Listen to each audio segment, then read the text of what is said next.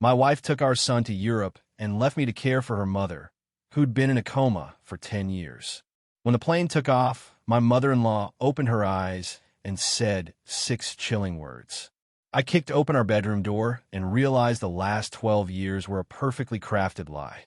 But let me slow down because what I'm about to tell you is so twisted that if I don't explain every detail, you won't believe something like this could be real. My name is Esteban. I'm 47 years old, and until 3 days ago, I was a happy man, or at least I thought I was. It all began that July morning when Vanessa, my wife, and Tomas, our 8-year-old son, left home for the airport. They were going to Europe for 15 days, visiting Paris, Rome, Barcelona, a dream trip that Vanessa had planned for 6 months, showing me every hotel reservation, every train ticket, every restaurant where she would take our son. "Look, Esteban," she'd say excitedly, pointing at photos on her laptop. "Here we're going to have croissants in front of the Eiffel Tower. And here Tomas is going to see the Colosseum." I smiled, seeing her enthusiasm. After so much work, after so many years building our import business, we could finally afford these luxuries. I remember that morning the sun was shining brightly through the dining room windows. Tomas couldn't stop jumping around with his new orange backpack, checking for the 10th time that he had his camera, his drawing notebook, his headphones. Vanessa was beautiful in that cream-colored dress she loved so much, her brown hair pulled back in a ponytail, her honey-colored eyes shining with happiness. She hugged me tightly before leaving. "Take good care of Mom," she whispered in my ear. "Please, don't neglect her medications. It's very important that she takes everything at the exact time." "Of course, my love," I replied, kissing her forehead. "You just enjoy yourselves with Tomas. We'll be fine here." She smiled, but now that I think about it, that smile didn't quite reach her eyes. There was something else, something I didn't see at that moment. My mother-in-law, Maricela, had been in a vegetative state for 10 years, a full decade. She'd suffered a massive stroke when Tomas was just 2 years old. Since then, she lived in our house, in a specially adapted room on the ground floor connected to monitors, a respirator, tubes, and probes that kept her body functioning while her mind, according to all the doctors, had shut down forever. Vanessa never wanted to put her in a hospital. She said her mother deserved to die at home, surrounded by love, not in a cold institution. I supported her completely. We spent over $50,000 on medical equipment. We hired Angela, a private nurse who for 8 years took care of all her needs. Position changes, hygiene, tube feeding, medication administration, a daily, meticulous, unchanging routine. But 3 days before the trip, Vanessa temporarily dismissed Angela. She told me we needed to save money, that the trip to Europe was expensive, that I could perfectly handle the basic care for 2 weeks. "It's only 15 days. Esteban," she had said with that sweet voice she always used when she wanted to convince me of something. "You're more than capable. Besides, Angela needs to visit her sister in another state. The break will do her good." I agreed without questioning anything. Vanessa left everything organized for me. A folder with detailed instructions, medication schedules written in perfect handwriting, emergency numbers, doctor's contacts.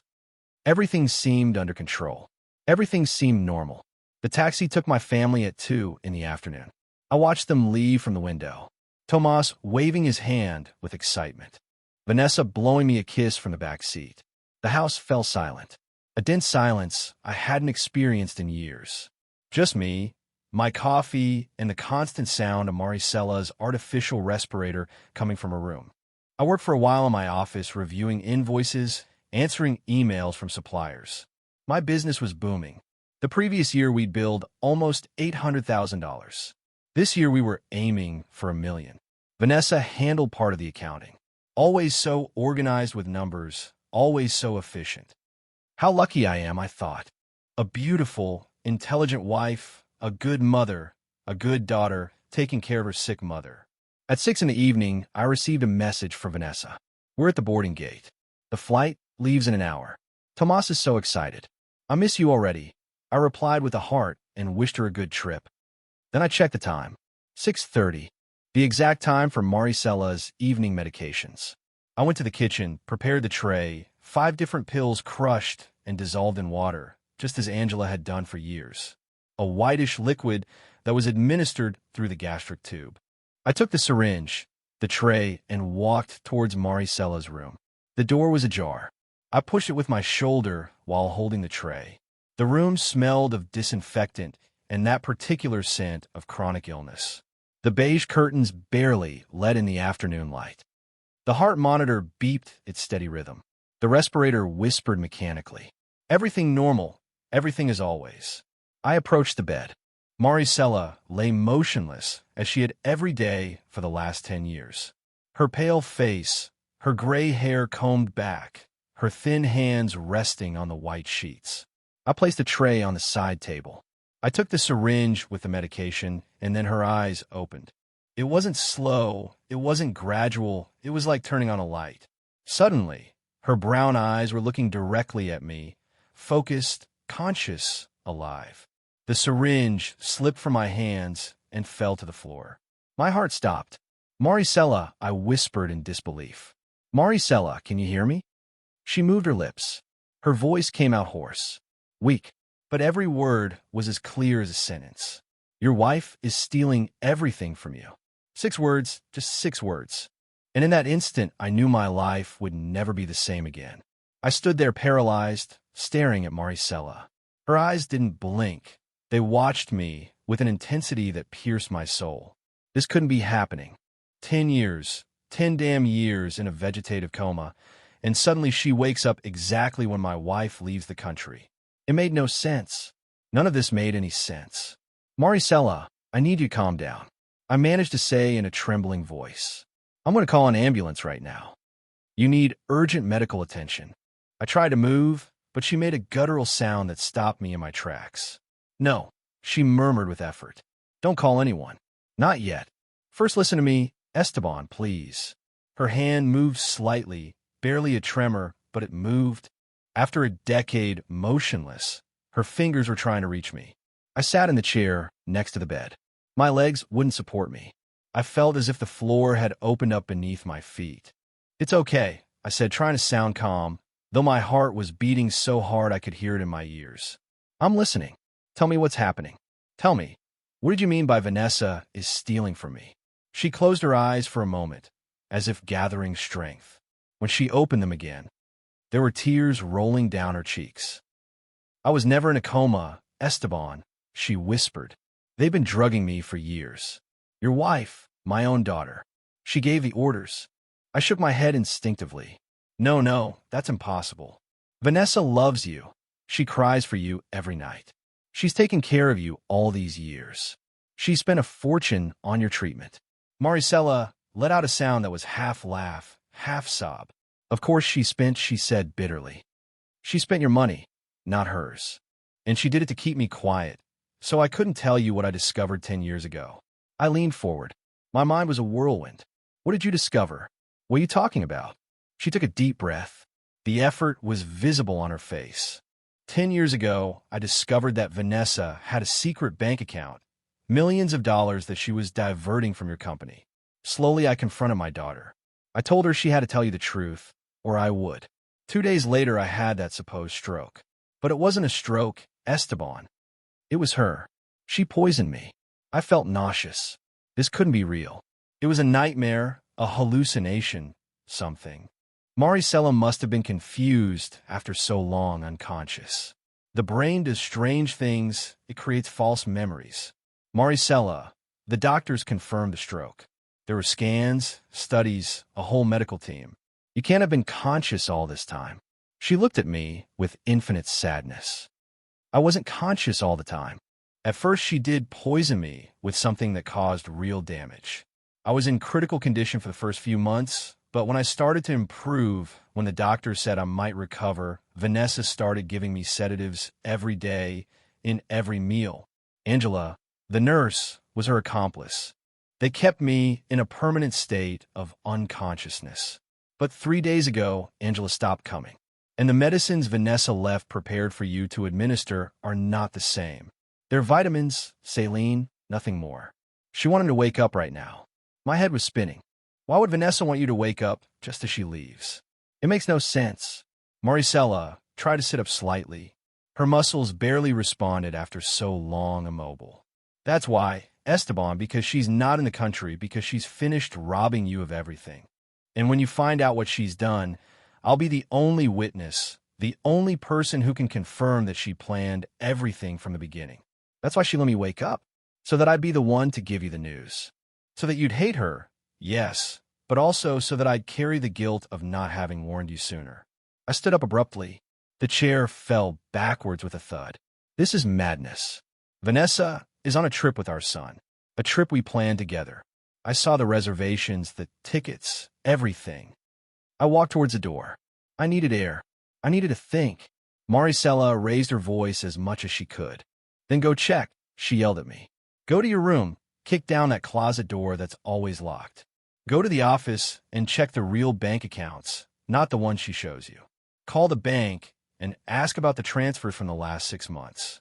Do it now, Esteban, before it's too late. I stopped in the doorway. My mind was torn between loyalty to my wife and the urgency in Maricela's voice. What if she was right?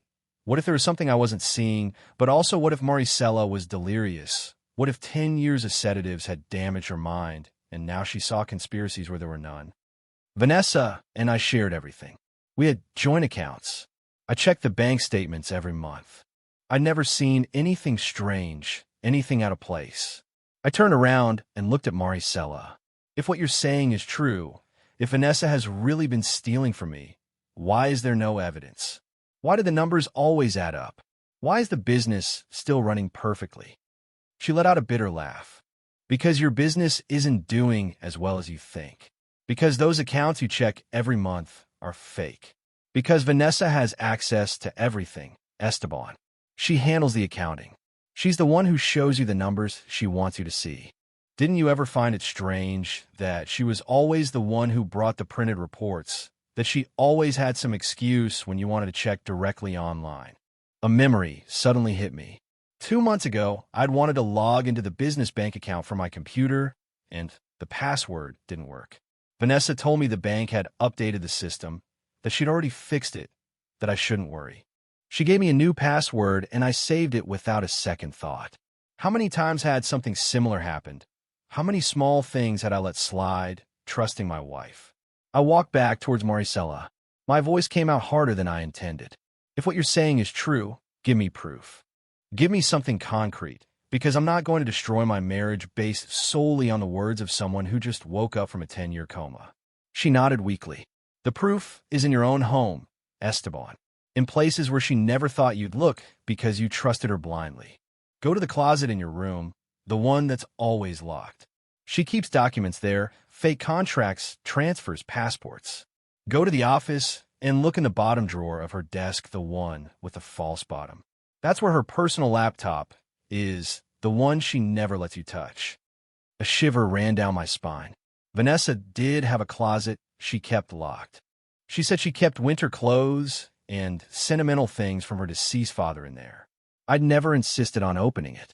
Why would I? I trusted her, and yes, she had a personal laptop besides her work one. She said she kept a private journal there, woman things she didn't want me to see. I respected her privacy, like any husband who trusts his partner.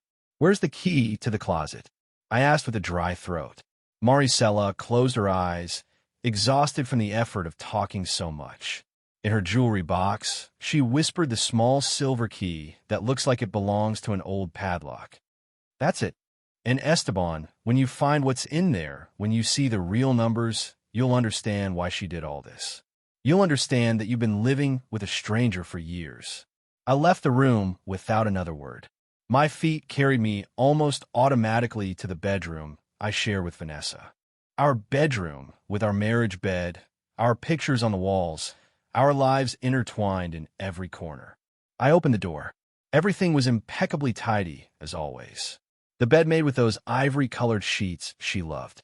Her jasmine perfume still lingered in the air. I went straight to the jewelry box on her dresser, a carved wooden chest I'd given her on our 5th anniversary. I opened it. Necklaces, earrings, bracelets, all organized. And there, in a small compartment, a silver key. I took it with trembling hands. It was small, old, exactly as Maricela had described. I went to the closet that had been locked for years. I put the key in the lock. It turned with a soft click. I opened the door, and what I saw inside made my knees give way. The closet didn't contain winter clothes or sentimental memories. It was full of boxes, cardboard boxes, perfectly stacked, each one labeled with dates and numbers. My hands trembled as I took out the first one. I opened it on the bed. Documents, hundreds of documents, contracts with my signature that I'd never signed, bank transfers to accounts I didn't recognize, deeds to properties we had supposedly sold, but the buyers were shell companies, names I'd never heard. I opened another box, more papers. Statements from international banks, Cayman Islands, Panama, Switzerland. Accounts in Vanessa's name with balances that made me feel dizzy. $200,000 in one, $350,000 in another, $500,000 in a third. I kept checking. The numbers grew and grew. In total, after a quick mental sum, there's over $2 million spread across different offshore accounts, $2 million of my dollars from my work from my company. I felt bile rising in my throat. I sat on the edge of the bed, trying to breathe. This couldn't be happening. There had to be an explanation. Maybe they were investments Vanessa had made without telling me. Maybe it was money she was saving to surprise me, to buy a bigger house for Tomas's future. There had to be a logical reason, but then I found the third box, and there was no logic that could save her. Passports. 3 passports, one for Vanessa, one for Tomas, and one more with Vanessa's photo, but with a different name. Isabella Mendez. Different date of birth. Colombian nationality. I opened Tomas's. It also had a different name. Mateo Mendez. My son. My own son had a false identity that I knew nothing about. Tears began to roll down my cheeks uncontrollably. 12 years of marriage, 12 years believing I knew this woman, that I loved her, that she loved me, and it was all a lie. It was all a perfectly executed performance while she systematically robbed me, while she prepared her escape, while she built an alternative life that I was never going to discover. I kept searching through the boxes with growing desperation. I found printed plane tickets, but they weren't the tickets to Europe she had shown me. These were tickets to Bogota, Colombia, one way, departure today at 9 p.m., not 7 as she had told me, arrival tomorrow morning, and then a connection to a small city that I didn't even know, a place where no one would look for them, where they could start over with fake names and millions of stolen dollars. My phone rang. It was a message. I took it out of my pocket with trembling hands. It was from Vanessa. We've just boarded. Love, the flight's a bit delayed, but we're in our seats. Tomas is already asleep. I'll send a photo. And sure enough, there was an attached photo. Tomas asleep in what looked like an airplane seat with a gray blanket over him and his favorite teddy bear in his arms. I looked at the photo more closely. I zoomed in. Something was wrong. The seats on that plane were dark brown leather. The flights to Europe she had shown me had light gray seats. I had seen it in the airline's photos when we booked. I zoomed in more. On the back of the seat in front, I could see part of a logo. It wasn't the European airline. It was Avianca, the Colombian airline. I jumped to my feet. They were still at the airport. The flight to Bogota left at 9. It was only 7:15. There was still time. I could get to the airport in 40 minutes. I could stop her. I could confront her. I could get my son back before they disappeared forever. But then my mind cleared a bit. If I rushed to the airport, if I made a scene, what would I accomplish? She would deny everything. She'd say the documents were fake, that someone was framing her, and I didn't have enough legal proof. I hadn't spoken to lawyers. I hadn't blocked the accounts. I hadn't done anything but discover her betrayal. If I confronted her now without preparation, she could slip away somehow, hire a better lawyer than mine, use those stolen millions to buy her freedom, to take Tomas away from me for good, claiming I was paranoid, an abuser, whatever her lawyers came up with. I didn't need to be smart. I needed solid evidence. I needed legal help. I went back to the boxes and started photographing everything, every document, every bank statement, every fake contract, every passport. My phone filled up with photos, hundreds of photos that documented years of fraud, theft, meticulous planning. When I was done, I searched my contact list Elias. My friend Elias was a lawyer, not just any lawyer, but one who specialized in corporate fraud and complicated divorces. I'd met him in college. We'd been roommates for 3 years. I trusted him more than anyone. I dialed his number. He answered on the third ring. Esteban. What a surprise. How are you, brother? His voice sounded cheerful, relaxed. He had no idea of the storm I was about to unleash on him. Elias, I need to see you right now, I said, trying to keep my voice steady. It's urgent. It's about Vanessa. There was a pause. Did something happen? Are you guys okay? She's physically fine, I replied, but I just found out she's been stealing from me for years, that she's fleeing the country with our son right now, and I need your help to stop her before it's too late. Another longer pause. Esteban, have you been drinking? No, I'm completely sober and I have proof. Hundreds of proofs. Please, Elias, I need you to come to my house now. I can't explain this over the phone. I heard background noise, like he was moving. Give me 20 minutes, I'm on my way. Don't do anything until I get there. Do you hear me? Don't call the police. Don't call the bank. Don't do absolutely anything until we talk. I hung up and sat there, surrounded by the boxes, surrounded by the rubble of my life. My phone vibrated again. Another message from Vanessa. We've taken off. I love you so much. See you in 2 weeks. This time I didn't reply. I couldn't. If I replied, if I wrote anything, she would know something was wrong. Vanessa knew me too well. She knew every one of my gestures, every behavioral pattern. If I broke the routine now, if my message sounded even slightly different, she would notice. I put the phone aside and went back to Maricella's room. She was still awake, her eyes fixed on the ceiling. When she heard me enter, she turned her head towards me. Did you find what I told you? She asked, though she already knew the answer from my expression. I nodded, unable to speak. My throat was tight with emotion. I found everything. I managed to say, finally, the documents, the money, the fake passports, everything. You were right, Maricela. You were right about everything. A tear rolled down her cheek. I'm so sorry, Esteban, she whispered. I should have been more insistent 10 years ago. I should have gone straight to you without confronting her first. Maybe none of this would have happened. I shook my head. It's not your fault. None of this is your fault. It's mine for being so blind, so trusting, so stupid. I went over and carefully took her hand. It was the first time in 10 years I'd touched her hand, and she could feel it. She squeezed my fingers weakly. You can still stop her, she said. There's still time. I called a lawyer. I replied, he's on his way. We're going to do this right. We're going to get back everything she stole, and I'm going to get my son back. Maricela nodded. But you have to be fast, Esteban, because once that plane lands in Colombia, once she sets foot on foreign soil with those fake documents, it's going to be almost impossible to bring her back. The doorbell rang. Elias had arrived. I stood up. Maricela stopped me. Esteban, there's something else you need to know. Something you'll find when you dig deeper. She's not alone in this. She has an accomplice, someone very close to you. I looked at her, not understanding. Who? Angela, the nurse. She shook her head slowly.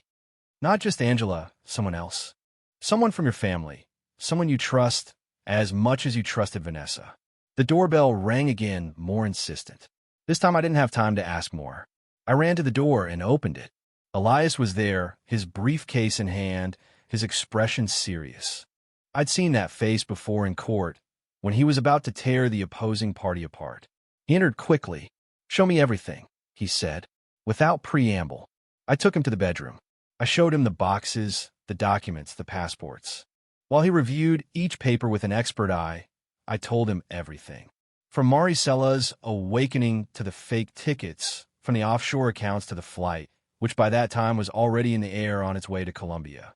Elias took notes on his tablet, photographed documents, nodded as he mentally calculated legal strategies. When I finished, he was silent for a moment. Then he looked me straight in the eye. Esteban, this is large-scale fraud. Forgery of documents, international child abduction. If she manages to leave the country with Tomas under a false identity, we're talking about federal crimes. She could face between 15 and 20 years in prison if we catch her. If we catch her, I repeated, is there any chance we can't? He sighed. The plane has already taken off. But we have a window. I'm going to call contacts at the prosecutor's office. We're going to issue a travel alert. When that plane lands in Bogota, The Colombian authorities will be waiting for her. But I need you to authorize me to act on your behalf right now. I need full legal power. I'll do whatever it takes. I said without hesitation. Just bring my son back. Bring Tomas home. Elias took documents out of his briefcase. Authorizations, powers of attorney, forms that I signed without even reading completely. I trusted him. At that moment, he was the only person in the world I could trust. While I was signing, he was already making calls. His voice was firm, professional, relentless. He spoke with prosecutors, with immigration agents, with contacts at the Colombian embassy. I need an immediate travel restriction order, he was saying on the phone. International child abduction. Bank fraud for over $2 million. Yes, the flight is already in the air. Avianca flight. He checked his notes. Flight 0837 to Bogota. Scheduled to land at 6:15 a.m. local time. I need the Colombian authorities to detain her the moment she steps through customs. He hung up and dialed another number. This time he was talking to the bank. I'm a legal representative of Esteban Mora. I need to freeze all accounts associated with Vanessa Castillo de Mora immediately. We have evidence of fraud and embezzlement. Yes, I'll wait. There was a long pause. He looked at me while he waited. His expression was unreadable. Finally, someone answered on the other side. Perfect. I need the movements for the last 6 months of all accounts. Yes, I'm sending the legal authorization by email right now. The hours passed in a haze of calls, documents, legal strategies. Elias was a machine. Every minute counted. Every second that passed, that plane moved further away, taking my son. At 11 at night, Elias received a call. His face lit up slightly. It was the first positive sign of the night. The order has been issued, he told me when he hung up. The Colombian authorities have a travel alert on Vanessa Castillo and Isabela Mendez, both names. When she arrives, they're going to detain her for questioning. And Tomas, I asked with a broken voice, what will happen to my son? Elias put his hand on my shoulder. Tomas is registered on the flight with his real name. That works in our favor. The Colombians are going to hold him at the airport until his legal situation is clarified. They're not going to let Vanessa leave there with him under any circumstances. I promise you, Esteban, your son is going to be back home. But while Elias was doing his job, my mind couldn't stop replaying Maricela's last words. Someone else is involved. Someone from your family, someone you trust. Who? I didn't have much family. My parents had passed away years ago. I had no siblings. Vanessa had no siblings either. Only wait. Raul. My brother-in-law, Raul. Technically, he wasn't a blood brother-in-law. He was Vanessa's cousin, but we called him that because they had grown up together like siblings. Raul, who was always at our house. Raul, who helped me with the company. Raul, to whom I had given access to some minor accounts to assist me with payments to suppliers. I jumped up. Elias, I need to check something. I ran to my office, turned on the computer, entered the business banking system with a new password Vanessa had given me 2 months ago, the one the bank had supposedly generated for a security update. I checked the movements, transfers to known suppliers. Everything seemed normal, but then I looked further back, 6 months, a year, 2 years, and there were small transfers, $5,000 here, $8,000 there, amounts that didn't attract attention individually, but when I added them all up, the total was devastating. Over $400,000 transferred to an account in the name of RH Consulting. I searched online. RH Consulting didn't exist as a registered company. It was another shell, another account created specifically to rob me. Elias entered the office. What did you find? I showed him the screen. Over $400,000 diverted to a non-existent company. RH Consulting. The initials. Raul. Elias said, completing my thought. Raul Herrera, your brother-in-law. I nodded, feeling the betrayal multiply. It wasn't just Vanessa. It was Vanessa and Raul working together. Probably for years. Probably since the beginning of our marriage. Where's Raul now? Elias asked. I don't know. He lives alone in an apartment on the other side of the city. He works. He worked with me 3 days a week handling logistics.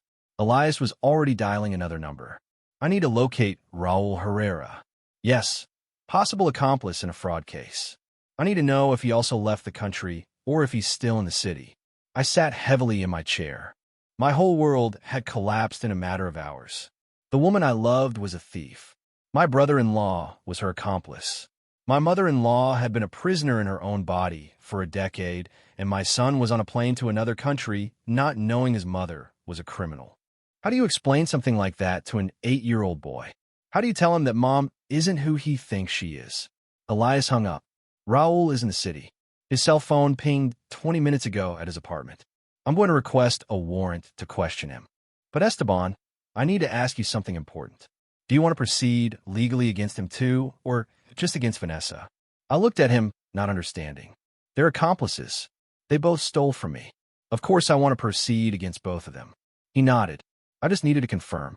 Because once we start this, there's no turning back. Vanessa will face criminal charges. Raul too. Probably Angela the nurse. They'll all go to prison if we can prove what they did. And believe me, with the evidence you have, we're going to prove it. Good, I said with a firmness I didn't know I had. Let them all pay. Every single one of them. Elias's phone rang. He answered, and his expression changed. I understand. Yes. Keep me informed. He hung up and looked at me. The plane just landed in Bogota. The authorities are in position. In 15 minutes, we'll know if they manage to detain her. Those 15 minutes were the longest of my life. I paced back and forth in the office. Elias checked his phone every 30 seconds. The clock on the wall read 6:30 in the morning. I hadn't slept at all. I hadn't eaten anything, just coffee, cup after cup of black coffee that kept me on my feet, but made my hands tremble uncontrollably. Finally, Elias's phone rang. He answered immediately. Yes, Elias Montes speaking. His face showed no emotion as he listened. I understand. I see. Yes, proceed as agreed. He hung up and was silent for a moment too long.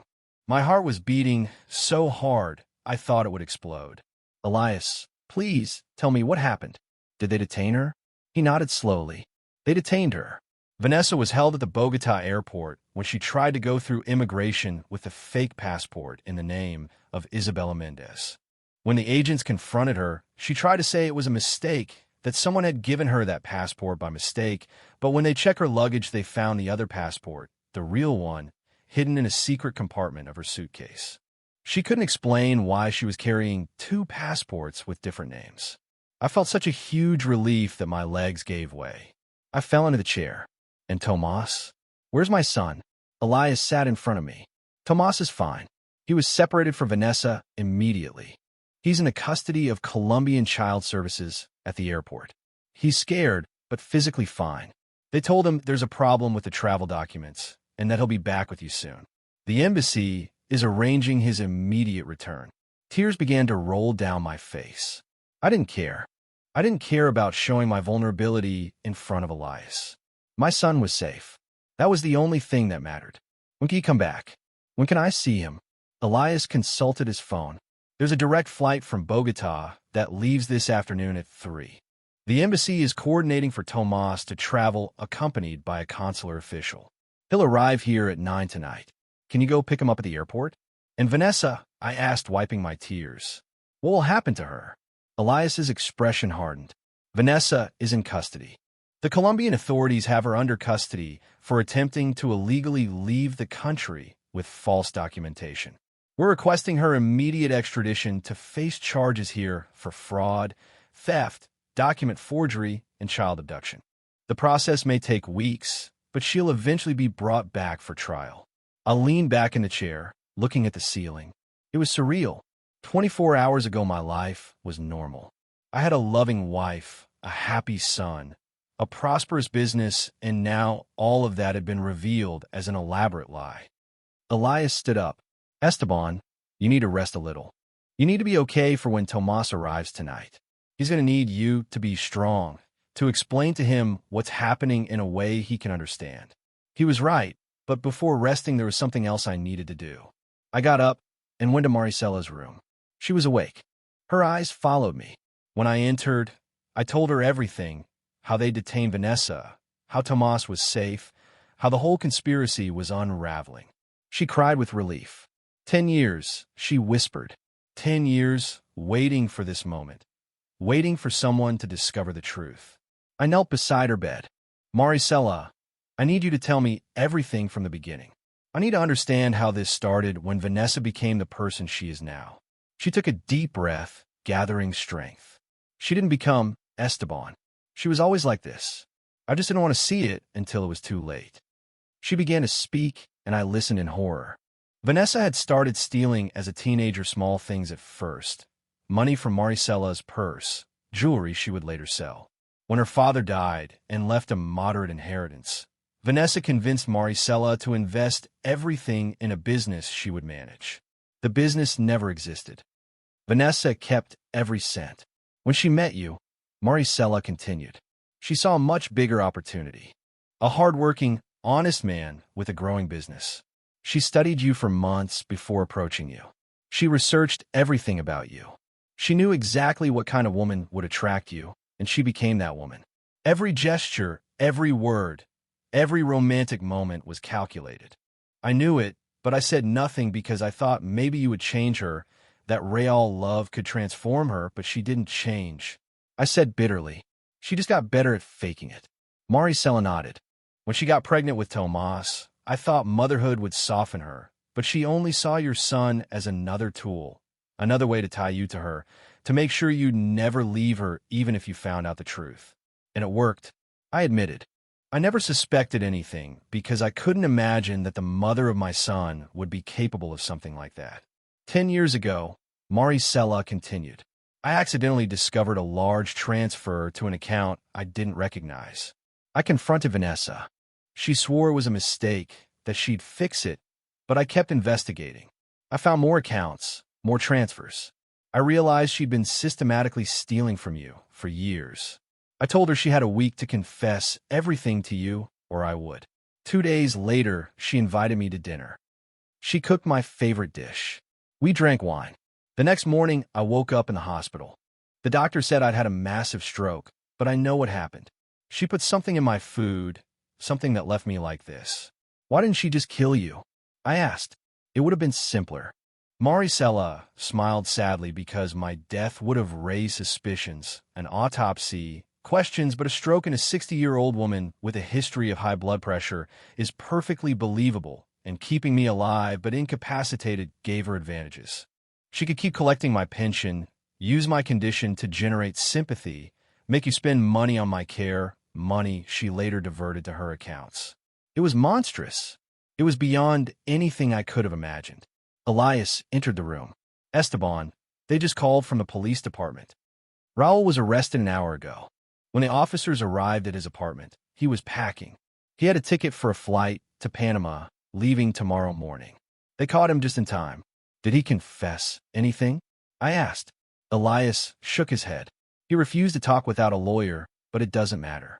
They found documents in his apartment that link him directly to the shell accounts, fake contracts with his signature, communication records with Vanessa, planning everything. We have enough evidence to lock him up for years. I stood up. I want to see him. I want to look him in the eye and ask him why. Elias stopped me. Not a good idea. Anything you say could complicate the legal case. Let me handle this. You focus on being ready for Tomas tonight. He was right, but the rage I felt was almost uncontrollable. Raul had been like a brother to me. We'd celebrated birthdays together, Christmases. He was Tomas's godfather. How could he betray me like this? How could he look me in the eye for years knowing he was stealing from me? The rest of the day passed in a blur of legal calls, police statements, and preparations for Tomas's return. Elias took care of everything while I tried to keep my composure. At 3 in the afternoon, I received a call from the embassy confirming that Tomas had boarded the return flight. He'd be home in 6 hours. 6 hours that felt like an eternity. I used that time to clean the house. I took all the pictures of Vanessa off the walls. I couldn't stand to see her smiling face, knowing everything she'd done. I put her things in boxes and moved them to the garage. Tomas didn't need to see reminders of his mother all over the house when he arrived. It would be hard enough to explain that Mom wouldn't be coming home anytime soon. At 7 in the evening, Maricela called me from her room. She had regained some strength in her legs after being off sedatives for several days. The doctors Elias had brought in said that with intensive physical therapy, she might be able to walk again eventually. 10 years of atrophied muscles wouldn't recover overnight, but there was hope. Esteban, she said when I came in, I need to tell you something else before Tomas arrives. Something about Angela the nurse. I sat next to her. What about her? Maricela looked out the window. Angela didn't just administer the sedatives, she also falsified my medical records. Every week, she reported my condition as stable, but with no changes, when in reality, I was showing signs of improvement that she suppressed with more drugs. Vanessa paid her separately a lot of money. I found hidden receipts once before the poisoning. Angela received almost $5,000 a month in cash, in addition to her official salary. That explained why Angela never questioned anything, why she was always available, why she never took long vacations. She was being generously bribed to keep Maricela a prisoner in her own body. Where's Angela now? I asked. Maricela shook her head. I don't know. Vanessa gave her 2 weeks off just before the trip. She probably paid her a large sum to disappear for a while, so she wouldn't be here when everything was discovered. I took out my phone and called Elias. We need to find Angela Romero, the nurse. She's an accomplice too. Elias was already a step ahead. We've already issued a search warrant. We have her register address. But when the police went to her house this morning, the neighbors said she left 3 days ago with 2 large suitcases. No one knows where she is. I cursed under my breath. She might have left the country. It's possible, Elias admitted, but not under her real name. We have her on all travel alerts. If she tries to cross any border, she'll be detained. I hung up frustrated. Angela was the missing piece. Without her testimony, without her confession, part of the story was incomplete. But we had enough evidence against Vanessa and Raul. Angela would eventually show up. Criminals always made mistakes. At 8:30, I went to the airport. Elias accompanied me. I didn't want to be alone when I saw Tomas. I didn't know how my son would react. If he'd be scared, confused, angry, if he'd blame me for not being with him when he was detained, if he'd ask about his mother, and I'd have to lie or tell him a truth that would shatter his world. The flight landed on time at 9:15. We waited in the International Arrivals Hall. Every minute was torture. Finally, I saw an embassy official coming out with a child by the hand. My child, Tomas, looked so small, so lost. He had his orange backpack slung over one shoulder. His eyes searched the room until they found me. "Dad!" he shouted, letting go of the official's hand and running towards me. I caught him in my arms and hugged him so tightly I probably hurt him, but I didn't care. I cried into his hair while he sobbed against my chest. "I don't understand what happened, Dad," he said between tears. "The police took Mom away. They said there was a problem with the papers." Why did they take her? When is she coming back?" I pulled him away a little to look him in the eyes. "We're going home, Tomas. I'll explain everything to you when we get there. I promise you'll understand, but right now I need you to be brave. Can you be brave for Dad?" He nodded, wiping his tears with the back of his hand. "I'm always brave," he said in a small voice that broke my heart. In the car on the way back, Tomas didn't talk much. He looked out the window with a vacant expression. Elias drove in silence, giving us space. When we got home, Tomas immediately noticed that Vanessa's pictures were gone. "Dad, where are Mom's pictures?" he asked in a trembling voice. I knelt in front of him. "Tomas, I need to tell you something very difficult, something that's going to be hard to hear, but I need you to know that no matter what, I'll always be here for you. Always." His eyes filled with tears again. "Mom did something bad. That's why she was arrested." I nodded slowly. "Yes, son. Mom did very bad things, things that hurt a lot of people, and now she has to stay in Colombia until the judges decide what will happen to her. But you didn't do anything wrong. None of this is your fault. You understand?" He threw himself into my arms, crying inconsolably. "I don't want Mom to be in trouble. I love her, even if she did bad things. I love her." I hugged him, feeling my own heart break into pieces. "I know Tomas, I know, and it's okay to love her. She's your mom. But sometimes the people we love disappoint us, hurt us, and we have to learn to live with that." That night, Tomas slept in my bed. He didn't want to be alone. I didn't blame him. I didn't want to be alone either. I held him as he finally fell asleep after crying for hours. I stared at the ceiling in the darkness, thinking about everything that had happened, how a single lie had grown to consume years of my life, how the person I trusted most turned out to be my worst enemy. Early the next day, Elias came with news. They found Angela. She was in a cheap motel near the Mexican border. She was trying to cross with fake documents, but she was caught. She's in custody, and her lawyer has already made it known that she wants to negotiate. Negotiate what? I asked. Elias smiled slightly. Testify against Vanessa in exchange for a reduced sentence. Angela has recordings, conversations with Vanessa where they plan everything, where Vanessa admits to poisoning Maricela, where they discuss how many sedatives to use to keep her unconscious. It's golden evidence, Esteban. With that, Vanessa has no escape. I felt a dark satisfaction. Good, let Angela talk. Let her expose every sordid detail. I want Vanessa to pay for every lie, for every stolen dollar, for every day she took from her own mother. The following days were a whirlwind of legal proceedings. Angela testified before the prosecutor, and her recordings were even more devastating than Elias had anticipated. In one of them, recorded just 2 months ago, Vanessa told her with complete coldness that after the trip my mother-in-law would no longer be necessary. That once she was out of the country with the money, Angela should stop feeding her through the tube, that she should let her die slowly of starvation and make it look like a natural death from complications of the coma. When I heard that recording in the prosecutor's office, I felt like I was going to throw up. Vanessa hadn't just planned to rob me and run away with our son. She had also planned to murder her own mother to eliminate the only witness who knew the truth from the beginning. The level of evil, of calculating coldness, was something my mind could barely process. Elias put his hand on my shoulder as I trembled with rage. I know, brother, I know. But this also means we have an airtight case. Vanessa won't be able to claim temporary insanity or anything like that. This was pure premeditation, planned murder, in addition to all the other charges. She's looking at life in prison without the possibility of parole. Raul also started talking when his lawyer made him see that his only option was to cooperate.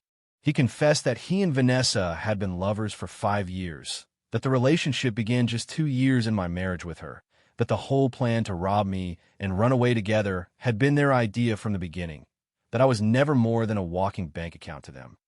A means to an end. That revelation hit me almost as hard as discovering the theft.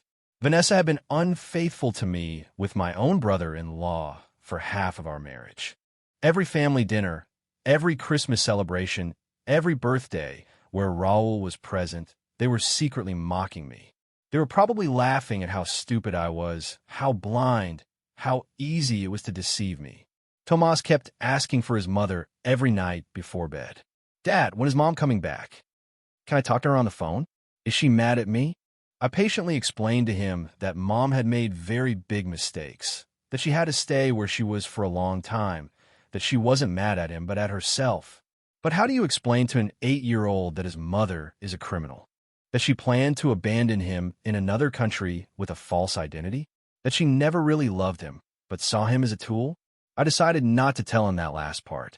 Some poisons were better not planted in a child's mind. He would have enough with what he knew. He would have enough pain to process in therapy for years. He didn't need to carry the burden of knowing that his very existence was manipulated from the beginning. Maricela improved day by day, with intensive physical therapy and without the drugs that kept her sedated.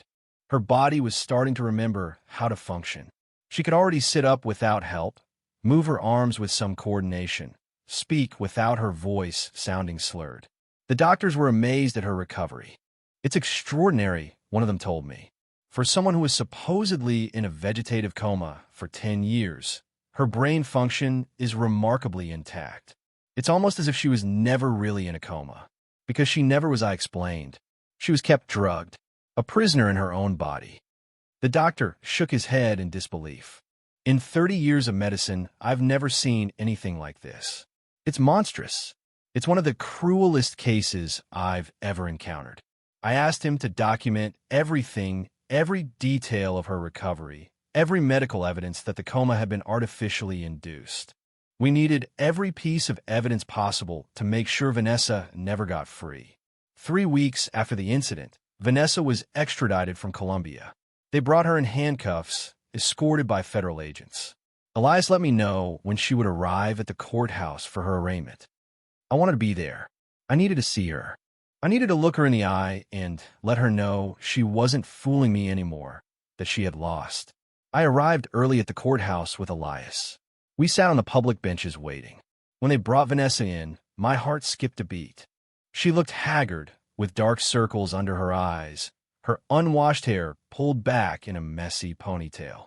She was wearing the orange prison uniform, her hands cuffed in front of her. She was no longer the beautiful, elegant woman I knew. She was a stranger, a captured criminal. Her eyes scanned the room until they found me. For a second, I saw something in her gaze. Regret, fear, anger. I couldn't decipher it. Then she quickly looked away. The judge entered and the hearing began. He read the charges one by one. Bank fraud, document forgery, attempted murder, child abduction, conspiracy. The list went on and on. Each charge carried years in prison. Added up, they were decades. When the judge asked how she pleaded, Vanessa mumbled barely audibly, not guilty. Her lawyer, a nervous guy in a cheap suit, tried to argue that she had been manipulated, that Raul had forced her, that she was a victim too. The judge didn't seem impressed. With the evidence presented by the prosecution, he denied bail. Vanessa would remain in pre-trial detention. As they let her out of the room, Vanessa turned to me. Esteban, she shouted, "Please think of Tomas. He needs his mother. Don't let them do this to me." The guards pulled her, but she kept shouting. It was all a mistake. I can explain it. Give me a chance to explain, please. I didn't move. I didn't say anything. I just watched her as they took her away. Her screams faded down the hallway. Elias touched my arm. "Are you okay?" I nodded, though I wasn't sure it was true. It was harder to see her than I thought. Part of me, a stupid, sentimental part, still remembered the woman I had fallen in love with. But that woman never existed. She was a character Vanessa had played, a mask she had worn for years while she destroyed me from the inside. That night, Tomas asked me if I'd seen his mom. I told him yes, that I had seen her at the courthouse. "How was she?" he asked with those huge eyes full of childish hope. I told him she was fine, that the lawyers were working on her case, that everything would be resolved in time. I didn't tell him his mother would probably spend the rest of her life in prison. I didn't tell him his mother had tried to kill us all to steal money. Some truths could wait until he was older. The trial was scheduled for 4 months later. Elias assured me that with all the evidence we had, it was impossible for Vanessa to be acquitted. But the months of waiting would be torture. Every day, thinking about her, how she had deceived me, how many signs I had ignored out of blind love. Maricela helped me keep my sanity. She understood the pain of being betrayed by someone you loved, by your own daughter in her case. We talked for hours while she did her rehabilitation exercises. She told me stories of when Vanessa was a child, trying to find the exact moment where something had gone wrong in her. But there was no specific moment. Vanessa was just like that. She had been born without the capacity for real empathy, without the ability to love genuinely. She was a predator with a human face. One night, a month after everything, I received a strange call, a number I didn't recognize. I answered cautiously. "Esteban," it was a woman's voice I didn't immediately identify. "It's me, Vanessa." My blood ran cold. "How did you get a phone?" "That doesn't matter," she said quickly. "I only have a minute. I need you to know something that will change everything." I hung up immediately. I wasn't going to listen to anything Vanessa had to say. I wasn't going to give her the chance to manipulate me again with more lies. I called Elias and told him about the call. He was alarmed. She shouldn't have access to phones. "I'm going to report this to the prosecutor immediately. It's a violation of the pre-trial detention rules. Someone is helping her from the inside." But the call had unsettled me. What had she meant by something that will change everything? It was another manipulation, a desperate attempt to plant doubts in my mind. I decided to ignore it. I wasn't going to fall for her psychological games. Not anymore. However, 2 days later a letter arrived, sent from the prison with the official seal. It was addressed to me. Elias advised me not to open it, that it could be evidence of illegal contact, that we should give it to the prosecutor without reading it. But curiosity killed me. I opened it. The handwriting was Vanessa's. I recognized her perfect calligraphy, those round letters that had always seemed beautiful to me. Esteban, she began, I know you don't want to hear from me. I know you hate me, and you have every right. But there's something you need to know before the trial. Something Raul never told you. Tomas is not your biological son. He's Raul's son. We did a paternity test when he was 3 years old. I'm sorry, I should have told you then, but I was afraid of losing you. Of losing the comfortable life I had with you. Please get a test done. He deserves to know the whole truth. The letter fell from my hands. No, that couldn't be true. Tomas was my son. He had my eyes, my smile, my gestures. Everyone always said how much he looked like me, but a small voice in my head whispered doubts. Tomas also had things from Raul, the shape of his hands, a certain angle of his jaw, things I had attributed to the genetics of Vanessa's family, but which now, under this horrible light, took on another meaning. I called Elias, trembling. I need to do a paternity test on Tomas. Now there was silence on the other end. Esteban, what happened? I read him the letter. More silence. It could be a lie. He said, finally, another manipulation from Vanessa to hurt you more. To make you doubt your relationship with Tomas just when you need each other most. Don't give her that power. But I need to know, I insisted, I need to be sure if Tomas is my biological son or not. I'm going to love him just the same. He's already my son in every way that matters. But I need the truth. I can't live with lies anymore. Elias sighed. Okay, I can arrange a discrete test results in 72 hours. But Esteban, think carefully if you really want to know, because once you know, you can't unknow. And if the answer isn't what you expect, how are you going to handle it? How are you going to explain it to Tomas eventually? I'm going to handle it, I said with more conviction than I felt, because I'm his father no matter what a piece of paper says. But I deserve to know the whole truth of what Vanessa did to me. The test was done the next day. A simple cheek swab from Tomas, which he thought was part of a routine medical checkup. He didn't suspect a thing. I smiled and acted normal while inside I was falling apart thinking about the possibilities. The 3 days of waiting were the longest of my life after that night when Maricela woke up. Maricela noticed something was wrong. Esteban, what's wrong with you? She asked me as I was helping her with her exercises. I see you distant, worried. I told her about the letter, about the paternity test, about the fear that was consuming me. She listened in silence, and then took my hand with her fingers that were gaining more strength every day. Esteban, look at me. I looked at her. Her brown eyes, so similar to Tomas's, were watching me with compassion. No matter what that test says, you are that boy's father. You raised him. You were there for every important moment of his life. You're the one who tucks him in every night and dries his tears. Biology doesn't define fatherhood. Love does. Her words comforted me a little, but the doubt continued to gnaw at my mind. What if Tomas wasn't mine? And what if every time I looked at him I would see Raul's face, the man who betrayed me? Could I get over it? Could I continue to love him in the same way? On the third day, the results arrived. Elias came to my house, personally, with the sealed envelope. I haven't opened it, he said, handing it to me. I wanted you to be the first to know.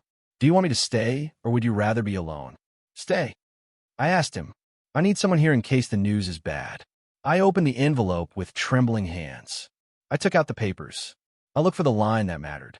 Probability of paternity, 99.99%. Positive. Tomas was my biological son.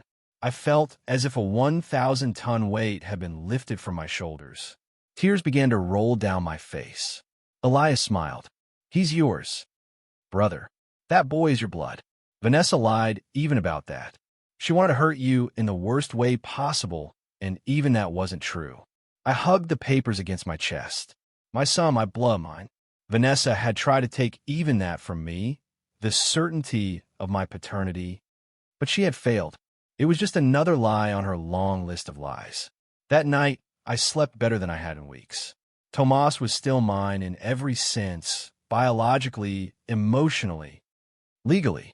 Nothing Vanessa could say could change that. But then Elias received new information that would change the course of the case. Raul, from his cell, had made a deal with the prosecution.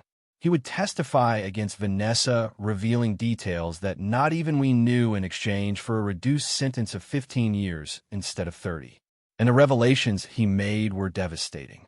It turns out that Vanessa had not only been stealing from me.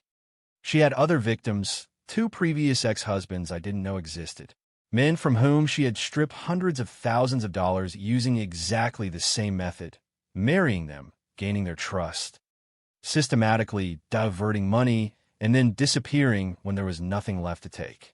I was just the third, the most profitable victim because my business was bigger than the other 2. Elias showed me the files.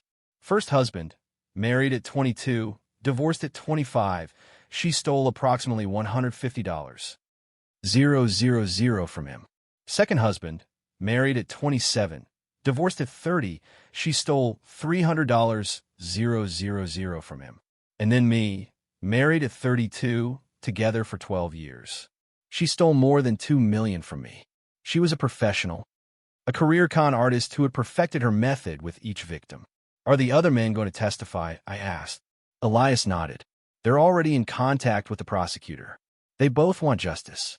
One of them even tried to report her years ago, but he didn't have enough proof, and she had disappeared without a trace. With their testimonies, the case against Vanessa becomes even stronger. It shows a pattern of behavior. Premeditation. She can't claim it was an error in judgment or that Raul manipulated her. Clearly, she is the mastermind behind everything. Meeting the other victims was strangely comforting. I wasn't alone. It hadn't been just my stupidity or my blindness. Vanessa was just very good at what she did. She had studied psychology. She knew exactly how to manipulate, how to create the perfect illusion of love and devotion, while destroying you from the inside. The 3 of us men met once before the trial. We shared our stories. The similarities were chilling. Vanessa had used the same tactics with all of us, the same phrases, the same calculated romantic gestures. Even the jasmine perfume was part of her character. The trial finally began in October. For months after that night, when Maricela opened her eyes and changed my life forever, the courtroom was full of reporters. The case had attracted media attention. Woman poisoned her own mother to rob multiple husbands. The sensationalist headlines didn't do justice to the complexity of her evil, but they captured the essence. Vanessa entered in handcuffs. She looked different. She had lost weight, her hair had lost its shine, but her eyes were still the same, cold, calculating, looking at me from across the room with something that could have been hate or could have been nothing. With her, it was impossible to know. The trial lasted 3 weeks.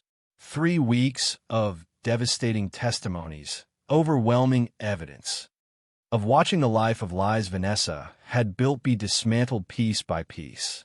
I testified for 2 full days. I told everything from the beginning, how we met, how I fell in love, how I never suspected anything until that night when Maricela woke up. The prosecutor made me go through every detail, every suspicious bank transaction I had ignored, every excuse for Vanessa that I had believed without question. Vanessa stared at me while I testified. She didn't look away. It was unsettling, as if she were trying to intimidate me, or maybe to communicate something I no longer understood or care to understand. When the defense attorney questioned me, he tried to paint our relationship as genuine at first. Mr. Mora, is it possible that your wife really loved you at the beginning? That things just got complicated over time? I looked directly at Vanessa as I answered. No, she never loved me. I was just a job she executed perfectly for 12 years, but there was never any real love on her part. Only acting. Maricela testified from a wheelchair. Her recovery had been remarkable, but she still couldn't walk long distances. She told with a firm voice how Vanessa had poisoned her, how she had spent 10 years conscious, but paralyzed, hearing everything, feeling everything, but unable to move or speak.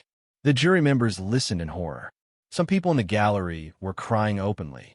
Vanessa showed no emotion, not even when her own mother described the hell she had put her through. The other 2 ex-husbands testified. Their stories were almost identical to mine. Vanessa had seduced them, married them, gained their complete trust, and then systematically stripped them of everything. One of them, a man named Ricardo, had gone bankrupt after she disappeared. He lost his house, his business, everything. It took him 5 years to recover financially. The other, Miguel, had developed severe depression after the betrayal. He almost committed suicide. Seeing their pain, knowing I wasn't the only one, filled me with rage, but also with determination. Vanessa had to pay for all of us. Raul testified against her as part of his deal. He described in detail how Vanessa had orchestrated everything from the beginning, how she was the one who made all the decisions, who planned every move. He admitted to being her willing accomplice, but he made it clear that Vanessa was the brain of the operation. He even revealed that Vanessa had considered killing me too at some point, making it look like an accident. But she decided it was more profitable to keep me alive and continue robbing me while she prepared her final escape. When I heard that, I felt nauseous.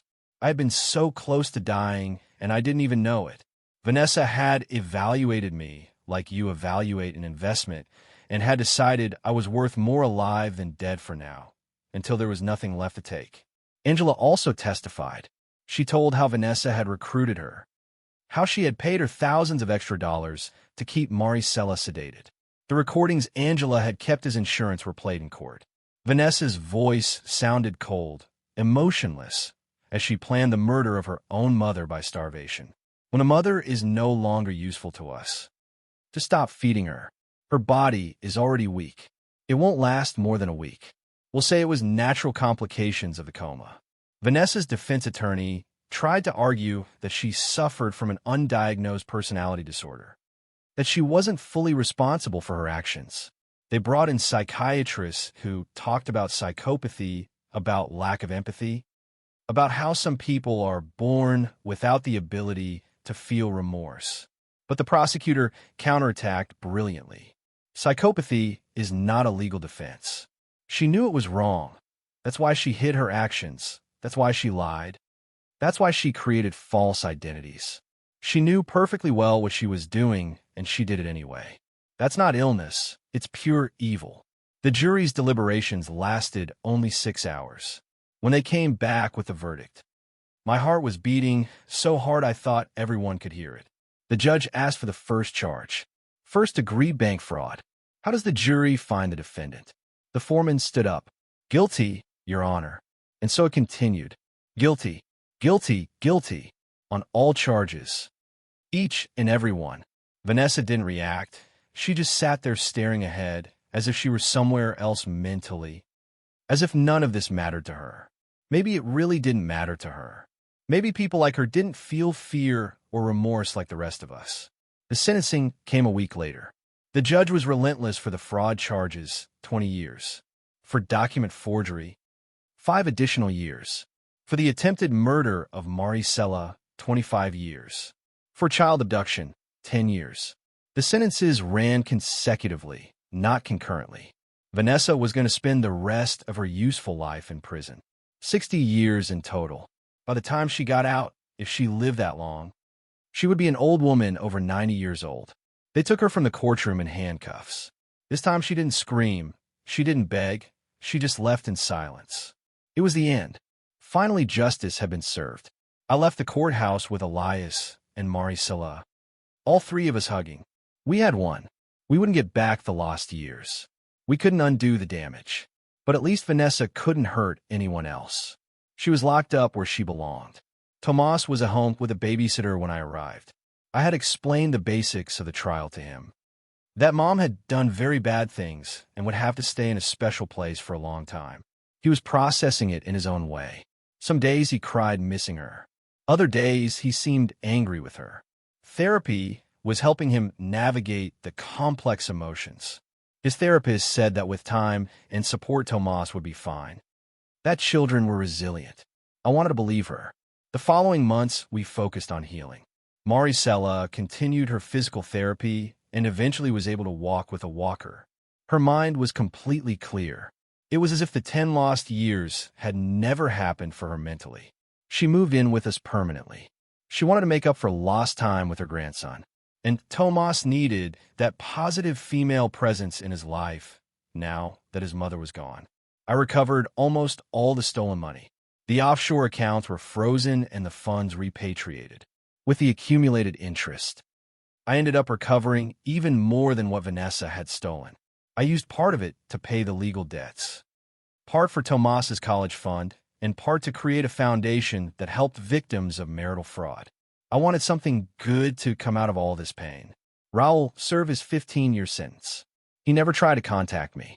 It was as if he had died to me. The person I thought I knew never really existed. Angela received 8 years for her complicity. She got out after 5 for good behavior. I heard she moved to another state and changed professions. She was no longer a nurse. Probably for the best. A year after the trial, I was cleaning out the attic when I found an old box. Inside were letters, love letters Vanessa had written to me during our courtship. I read them with a mix of nostalgia and repulsion. Every word was beautiful, romantic, perfectly calibrated to make me fall more deeply in love. But now I knew that every sentence was a lie. That while she was writing about eternal love, she was calculating how much she could steal from me. I burned them all in the fireplace. Watching them turn to ashes was cathartic. Tomas asked for his mother less frequently over time. He was building a new life. He had friends at school. He played soccer. He started to smile more genuinely. At night, he still snuggled against me looking for security. "Dad," he would ask me, "you'll never leave me, right?" "Never," I would promise him. "I'll always be here for you, no matter what." Maricela and I developed a close relationship. She became my confidant, my support. She understood the pain of Vanessa's betrayal in a way no one else could. We had survived the hell she created together that united us permanently. Some nights we would sit on the porch drinking tea while Tomas played in the garden. We would watch the sunset in silence. We didn't need words. Just being there was enough. It's been 3 years since that night when Maricela opened her eyes and said those 6 words that changed everything. My mother-in-law was in a coma for 10 years when my wife traveled abroad. The old woman opened her eyes and said 6 words. "Your wife is stealing everything from you." 6 words that shatter my world, but also saved me from a life of lies. Today I'm a different man, more cautious. Yes, more distrustful, definitely, but also stronger, more aware, more present for my son and for Maricela. I've learned that true love isn't blind, that trust must be earned and maintained, that people can use love as a weapon if you let them. Vanessa is still in prison. I've never written to her. I've never visited. To me, she's dead. The woman I loved never existed, and the real woman doesn't deserve a second more of my time or energy. Tomas will one day decide if he wants to meet her or not. That will be his choice when he's an adult. I'll never prevent him from having a relationship with his mother if he so chooses, but I won't facilitate it either. That woman I loved never existed, but the one who betrayed me will pay for every tear of my son until the last day of her miserable life.